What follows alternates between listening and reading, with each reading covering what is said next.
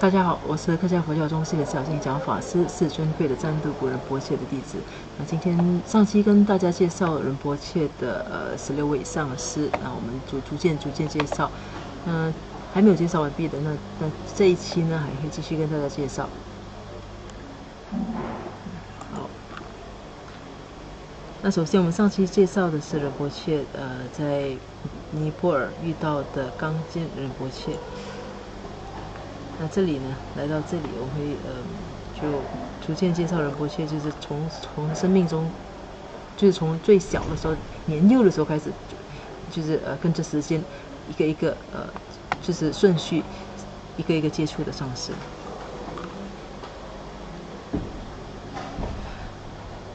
那首先呢，第一位上师是仁波切在美国1972年，他刚抵达美国金泽西州的时候遇到的第一位上师洛桑达庆仁波切，他是洛桑达庆仁波切。那后来呢是到访美国，在美国就是可以开示的至尊灵仁波切。再接下来呢是至尊第14加瓦仁波切，然后呢就到仁波切在美国的第二个阶段，那就是当他离家出走到洛杉矶之后，在图登达杰林的怎么创始人那个是格西处辛格尔辛。那在格西处辛格尔辛的介绍下，也刚好就是那段时候宋仁波切在美国弘法长达半年的时间。那时候也是仁波切接触了宋仁波切，并成为他的弟子的时候。那这是我们刚才之前介绍的5位，就是仁波切的5位上师。那仁波切总共有16位上师，那我们接下去还会陆续的跟大家介绍其他的上师。那在宋仁波切之后呢，那仁波切陆续就还遇到了其他的上师，也至尊第98任甘丹赤巴者圣讲贝善佩仁波切，那是来自甘丹萨基寺甘丹讲师寺的。仁波切在洛杉矶图登达杰林佛教中心首次见到至尊第98任甘丹赤巴则圣讲贝善佩仁波切，接受尊者授予他大威德13尊和文殊菩萨灌顶。仁波切回忆说，每当尊者提及众生之苦时，都会哭泣，就像般若经里中走势悲哀哭泣的长提菩萨一样。得知仁波切想要出家后，尊者劝告仁波切每天持诵心经。他说，一切教育的精髓都蕴藏在心经里，因此你应该每天都持诵心经，一直到出家为止。这有助于消除障碍，让你能够顺利的到印度出家为僧。那这个是，那我们根据这个内容介绍呢，我们估计仁波切遇到第98任甘丹赤巴则圣讲贝善佩的时间，应该是在宋仁波切之后。那时候就是来自甘丹讲之寺的这第98任甘丹赤巴呢，他在图登达杰林佛教中心传授大威德13尊和文殊菩萨灌顶。而且那时候其实仁波切已经决定要出家了，所以当时尊者给他的意见就是叫他每天持诵心经。接下去的是至尊迦杰帕蓬嘎卓图仁波切色拉美寺。1987年，就在仁波切抵达位于达兰萨拉的甘丹萨济寺祈愿堂的那个晚上，甘丹萨济寺当时的住持堪苏强巴耶喜仁波切和至尊帕蓬嘎仁波切也在同天抵达了。得知帕蓬嘎仁波切下榻在他隔壁房间之后，仁波切就拿了从美国带来的维生素、一个哈达和一个小雇佣供养给帕蓬嘎仁波切。美国的故事结束过后，仁波切到了印度。那在他就是他见到至尊帕蓬嘎卓图仁波切呢，是在印度的时候，1987年，我们说1987年仁波切刚刚抵达印度。那就在他抵达印度达兰萨拉，那时候住的地方是甘丹萨济寺祈愿堂，在那就刚好这么碰巧呢，当时至尊帕蓬嘎仁波切也在同一天抵达，所以仁波切就立刻就拿了他身上有的，就是维生素啊，就和哈达，还有一个雇佣就是我们讲的红包，就立刻供养给帕温嘎仁波切。年轻的帕温嘎仁波切建议仁波切，不管你出游到什么地方，要时常记得你的上师和护法是一体的。在持诵护法心咒时，谨记他就是你的根本上师。帕温嘎仁波切也传授仁波切药师佛心咒的口传，并建议仁波切每天修持药师佛法门，同时观想药师佛和上师为一体。除了见面，当然帕温嘎仁波切呢，他虽然年纪很轻，但是他也立刻给仁波切建议，就是说他建议仁波切常常要把自己的上师跟护法观想为一体的。那同时怎么讲呢？除此之外呢，帕温嘎仁波切也传授仁波切药师佛心咒。再接下来呢是尊贵的堪苏拉蒂仁波切甘丹萨济寺，那是仁波切抵达甘丹萨济寺之后的事情。尊贵的迦杰拉蒂仁波切是至尊赤降仁波切和至尊颂仁波切的弟子，他担任甘丹萨济寺住持长达8年，一辈子都是甘丹萨济寺的支柱。他充满智慧的忠告，极受寺院上下的欢迎。仁波切也从他那儿接受许多忠告、教诲和占卜法，其中就包括大卫的金刚占卜法。当年坚持要27岁的仁波切出国弘法，筹募资金，建造急需的布坎康村僧侣宿舍的主要人物就是拉蒂仁波切。而当仁波切成功筹集所需资金，从马来西亚返回印度后，拉蒂仁波切流下了开心的眼泪。2010年，仁波切梦见拉蒂仁波切给予他密续加持，而这正是拉蒂仁波切4季前给仁波切的最后一个加持。尊贵的堪苏拉蒂仁波切，他是仁波切抵达甘丹萨济寺之后的主要上师之一。那他也是就是怎么说，影响仁波切前来马来西亚弘法的关键性人物。那拉蒂仁波切呢，他是这仁波切记忆中，拉蒂仁波切是一个常就是就他是很慷慨的，就是常常会给给寺院，就甘丹萨济寺、甘丹讲知识，就是凡是有什么吃的、有什么供养的话，他同时会给两大寺院都准备的。就是仁波切受到他的这方面的影响是蛮大的。拉蒂仁波切呢，同时也是一位怎么说，是一个非常怎么说呢？他是一个非常富有智慧的一位上师。他担任甘丹萨济寺住持长达8年。那堪苏拉蒂仁波切是在2010年圆寂的。那在圆寂之前呢，仁波切梦见他给予仁波切一个密续的开始，密续的加持。那醒来之后呢，仁波切就接到了拉蒂仁波切圆寂的消息。那也是我刚刚加入科切拉的那一年的发生的事情。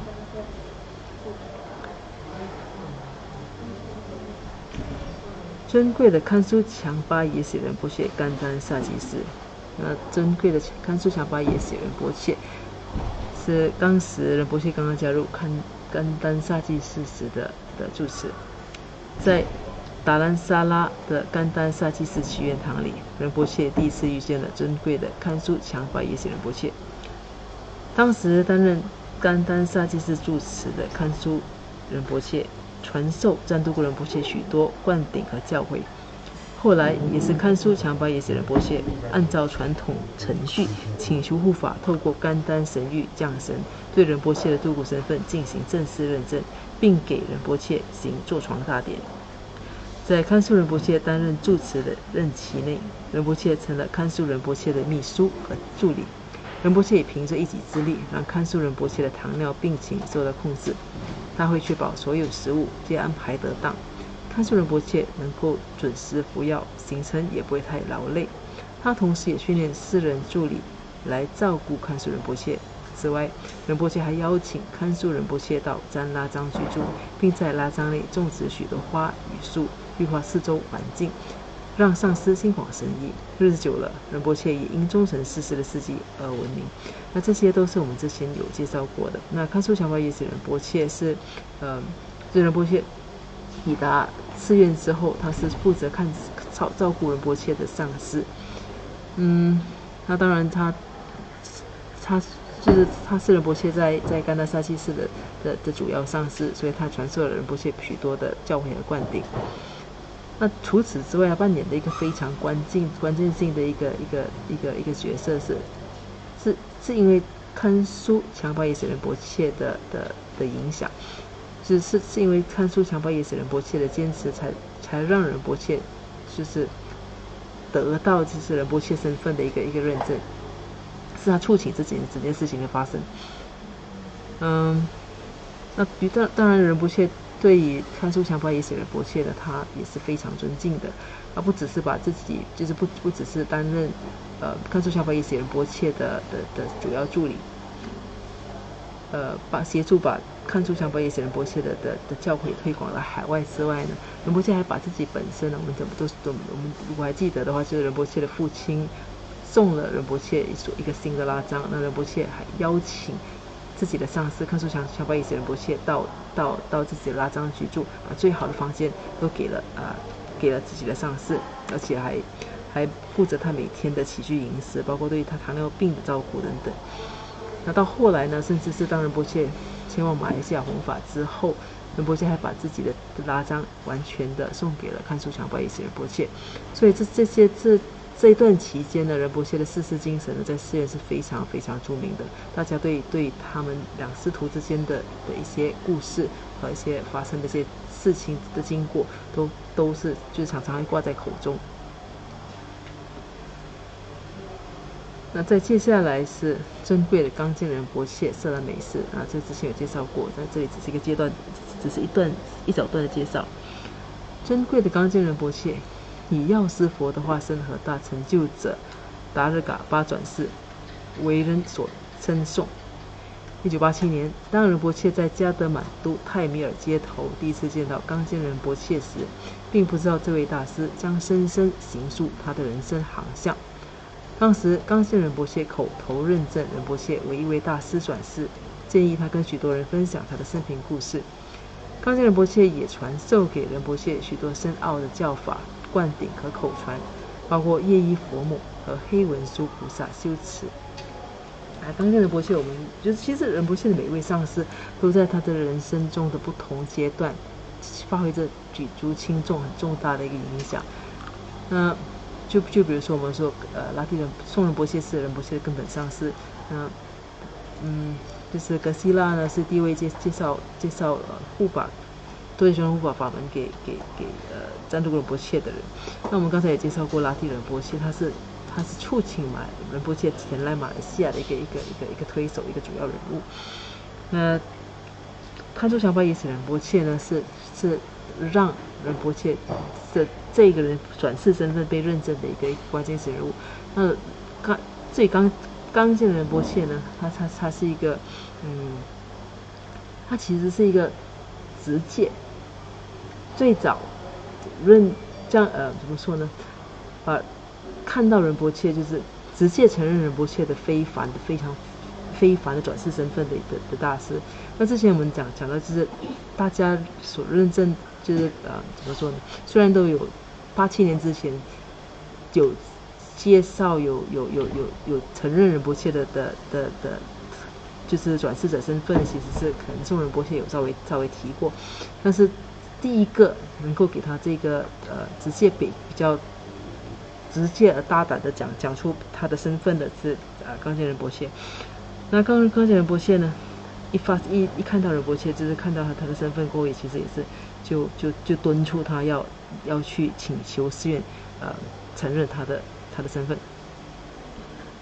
那刚健仁波切，此外刚健仁波切也是影响仁波切整个的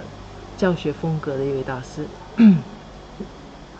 那当然，如果说没有冈先仁波切的话，我们现在也不会在这里分享这本书，因为承诺这本书的出现也是冈先仁波切的劝告，是啊，他劝请仁波切出书，因为他相信仁波切的这本书呢将会能够给很多人带来好处。那接下来呢是尊贵的梭巴仁波切斯拉杰士。当仁波切在尼泊尔为前往印度的旅游证件做准备时，他向高班式的梭巴仁波切咨询该如何克服某些障碍的方法。仁波切解释了他的困境后，梭巴仁波切为他做了占卜，并建议仁波切隔天回来接受红丝面空行母灌顶。第二天，仁波切回到高班式时，才发现梭巴仁波切竟用了整个晚上来为他进行一场多节熊灯法会。梭巴仁波切随后告诉他，无需再接受上述灌顶。不久后，仁波切的签证就获批了。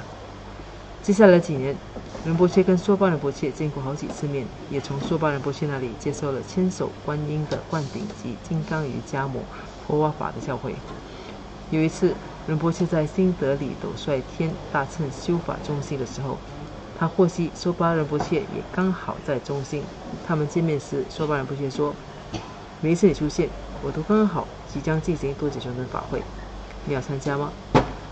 仁波切礼貌地回拒了，因为他事先早有其他安排，无法推拒。然而仁波切却不会忘记梭巴仁波切当天对他说过的那句话。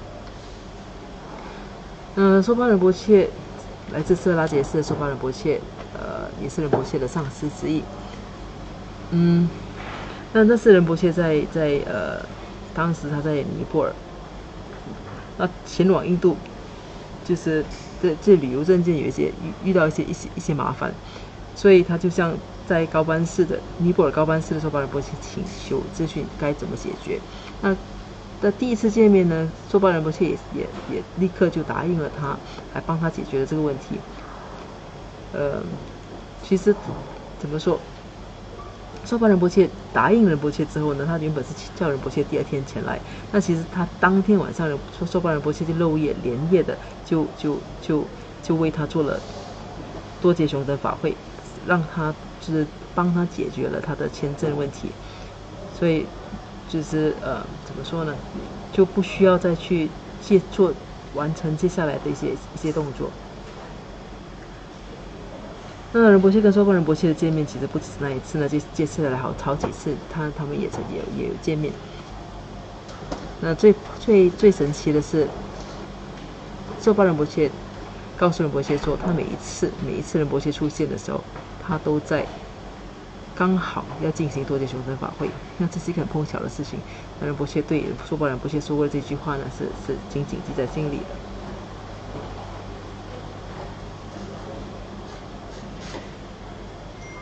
接下去这位是至尊下巴曲杰逊洛桑宁玛仁波切甘丹萨吉斯。至尊下巴曲杰逊洛桑宁玛仁波切又称东方法王，是一位修行有成就的金刚瑜伽摩密须大师。仁波切会为这位大师剪指甲，磨掉脚底的后茧，用地露为他洗澡和清洗他的衣物。尽管尊者在寺院中的地位比上师尊贵的堪苏拉蒂仁波切来得高，但只要是拉蒂仁波切给予开示，70岁的下巴曲杰仁波切都会出席。当仁波切问下巴曲杰仁波切为何出席所有开示时，他解释道：“为了未来，我必须给自己的心识种下佛法的种子。”他的谦卑给年轻的仁波切留下深刻的印象。那下巴曲杰仁波切也是仁波切的另一位上师。那这位上师呢，虽然身份地位很高，但是他却是非常的谦卑。那在仁波切心中留下非常深刻的印象。那其中一个就是特别的，就是让仁波切留下非常深刻印象的是，这位下巴曲杰仁波切呢，他的上师其实是拉蒂仁波切。那以寺院中的地位来说呢，下巴曲杰仁波切他的地位其实是比拉蒂仁波切还要高的。但是每一次拉蒂仁波切给予开示的时候，作为弟子的下巴曲杰仁波切呢，从来都不会错过。那表示他是非常谦卑的。那仁波切问他为什么这么做的时候，虽然他的身份是那么特殊，虽然他的地位是那么崇高，他还是很谦虚的说，必须要就是要把握每一个机会，给自己的心识种下佛法的种子。所以这些其实仁波切对每一位上师给他跟他说过的话，给予他的教诲，触动他的每一件事情，仁波切都记得很清楚。那接下去呢，再来的这一位是尊贵的丹玛洛却仁波切，这是则邦洛斯林寺的。尊贵的丹玛洛却仁波切来自则邦洛斯林寺，从这位大师身上，仁波切接受了无数的教诲和灌顶，其中就包括诸嘎加嘎，那是藏语音译的灌顶。仁波切依然鲜明地记得，在某个私下的会面里，大师宣告他：你一定要修持白度母，你一定要努力修持这个法门，别忘了修白度母法门。仁波切问丹玛洛却仁波切为什么建议他修持白度母，并向他透露自己的前世，跟顿月达就是在白度母闭关中示迹的。那这位大师大声地笑说：如果我不知道这些，我就不会是一个度古了。接着丹玛洛却仁波切突然用力地打了仁波切头一下，因为明白这是在帮自己消除障碍。仁波切马上双手合十，低下头来接受这位具神通上师的加持。那珍贵的丹玛洛却仁波切，他是则邦洛斯林寺的上师。那仁波切也在从他身上接受了许多灌顶和教诲。那其中一个让他印象最深刻，就是丹玛洛却仁波切时时刻刻都提醒仁波切一定要做白度母的修持。那因为他知道，就是当仁波切觉得很惊讶，他怎么会建议他做白度母修持的是因为仁波切自己本身知道他的前世在白度母的闭关中圆寂的。那个大师当时就笑了，他说：如果不知道这些的话，我就不是一个转世者。所以这些转世者都是在透过一些很间接的方式来让我们知道，其实他们是有这种神通能力的。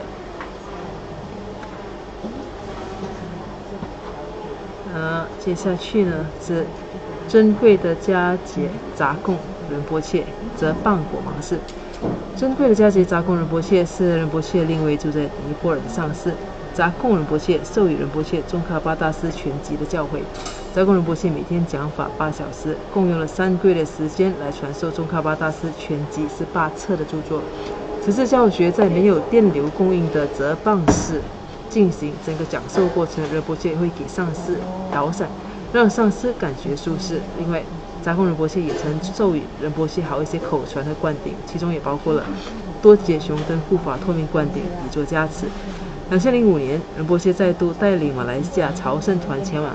尼泊尔朝圣。这次杂贡仁波切为仁波切讲解了3位高僧的造像学，而这3位高僧都是多杰雄登的前世。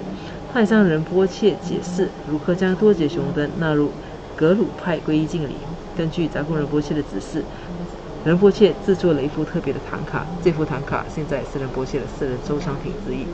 那这珍贵的迦杰杂贡仁波切，那他已经圆寂的。他是仁波切在尼泊尔的上师之一。那仁波切从他身上主要接受的是宗喀巴大师全集的教诲。那这整个教诲总共用了3个月的时间来传授，而且是每天弘法8个小时的，总共18册。那在整个教学的过程中呢，仁波切充分的发挥他的誓师精神，因为在当时呢，其实没有电流供应，是非常热的。那仁波切会不断的就给上师摇伞，让自己的上师觉得舒服一些。那仁波切在2005年的，就是他已经到马来西亚之后呢，他还带领着自己的弟子到尼泊尔朝圣。并从杂贡仁波切那里呢，接受了就是学习了3个高僧，就是多杰雄登前世3个高僧的造像学。同时呢，目前仁波切的一部特别的格鲁皈依敬的唐卡里是有着多杰雄登的那副格鲁皈依敬呢，也是这位迦杰杂贡仁波切建议的。珍贵的直贡加贡仁波切结训洛桑错经。尊贵的直贡加贡仁波切是一位噶举派的在家大师，一位修行有成就的圣乐金刚密须大师，也是藏传佛教里其中一位最具威望的占卜大师。从这位大师那里，仁波切接受了三分奴尊、金刚手菩萨、马头明王、大鹏金翅鸟的宁玛派修持法之灌顶。具有高度神通的直贡仁波切一见面就认证仁波切的转世身份，并以其个人信头签发了一份正式声明，直贡仁波切能够完全控制本身的风息。仁波切曾目睹酩酊大醉的直贡仁波切进入房间，关上门，进行简短的禅修冥想后，就变得完全清醒。直贡仁波切也以训练神域的能力闻名，在被正式认证其转世身份前，赞都仁波切曾前往拉达克的列城，接受直贡仁波切的训练，已成为一名神域。他接受好些严格的灌顶，以便打通身体的气脉，为容纳护法的巨大能量做好准备。仁波切希望成为一名神域，他觉得这是自己能够为佛法和人们提供最佳服务的方法。然而，当他正式被寺院认证其转世身份后，仁波切想要成为一名神域的计划就此中断。那直贡加贡仁波切呢？他本身并不是一位格鲁的大师，他是噶举派的，而且他是一位在家人。但是他的神通是很著名的，也是因为他是一眼就认出仁波切的非凡的转世身份的一个人物，而且毫不犹豫，当时他立刻就用自己的镜头给了一份仁波切的认证，给仁波切签发了一份认证书。仁波切在被认证为仁波切之前，他也曾经他曾经向这位直贡加贡仁波切学习怎么当神谕。那只不过后来突然间就被认证了。这个就是训练成为神谕的事情就暂时告一段落。接下去呢是尊贵的巴囊仁波切则棒洛舍林寺。尊贵的巴囊仁波切来自则棒洛舍林寺则霍康村，他是一位隐居在山林中禅修的博学圣人。有一回，他被请求给予仁波切在内的寺院所有人口传重要的佛教哲理经典《现观庄严论》。那期间，他总是穿着破烂的僧袍，每天从山上的禅修小屋步行到寺院，完成一整个月的讲授课程。从巴囊仁波切那里，仁波切也就受了丹珠尔的部分口传，丹珠尔就是对佛陀释迦牟尼语录的注疏。在每次的讲授之前，仁波切发现巴囊仁波切都会念诵祈请上师加持的祈愿文，祈请自释迦牟尼佛以来，一直到印度和当代西藏大师们的加持。当他念诵上师们的名字时，都会将双手合十置于头顶，表达慎重的敬意。仁波切在这位具成就却谦卑的巴囊仁波切的启发下，更加确定了自己想进行长期闭关的心愿，并许愿自己能像巴囊仁波切一样。那这一位呢是巴囊仁波切是他是给仁波切传授现光庄严论的。仁波切对他有最深刻的印象的是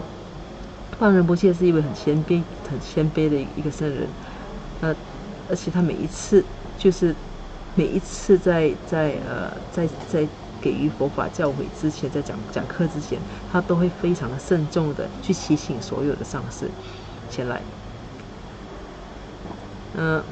这仁波切就是我们刚才说过，仁波切对每一位上师的特色和好处记得非常清楚。他也从观察每一位上师的长处，他也尽量的去学习，并把它纳为自己本身的这一个修持里。所以我们就是简短的给大家介绍了仁波切的16位上师。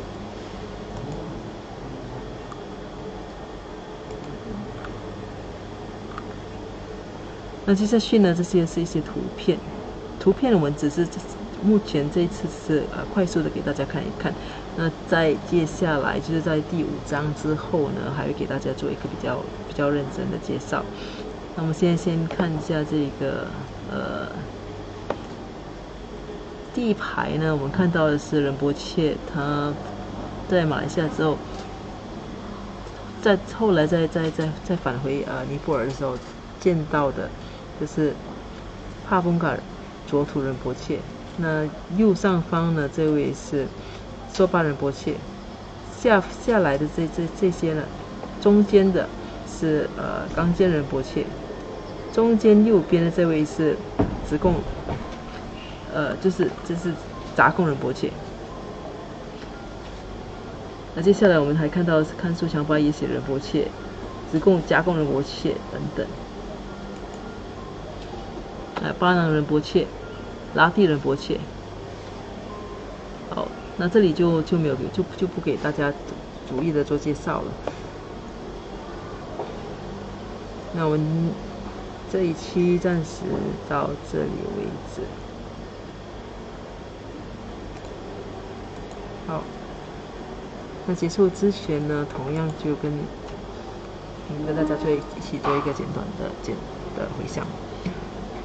如宝珍贵菩提心，未生出者愿生出，已生出之菩提愿，其不退转倍增长。如宝珍贵之空性，未生出者愿生出，已生出之空性宝，其不退转倍增长。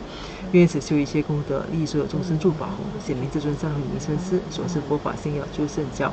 唯愿世世不离身上师，唯愿随时享有圣真法，并于地道功德圆满后，迅速证得金刚持果位。愿我称此善根力，速即成就上师佛，一切众生尽无余，悉令安置是佛地。愿弘扬中他巴法王正法理则记，只将来之征兆，一切顺缘悉圆满。以及他人之三世，以此相属二之意，祈愿上慧名称佛，教法永驻圣增长。愿昼吉祥，夜吉祥，昼夜60恒吉祥，一切世中皆吉祥。唯愿三宝常摄受。至尊上师身受永稳固，妙善法业普及遍十方，上慧教法聚光照三域，众生未尽其性恒常住。那好，那我们这一期的分享到这里结束，我们下期再见，谢谢大家。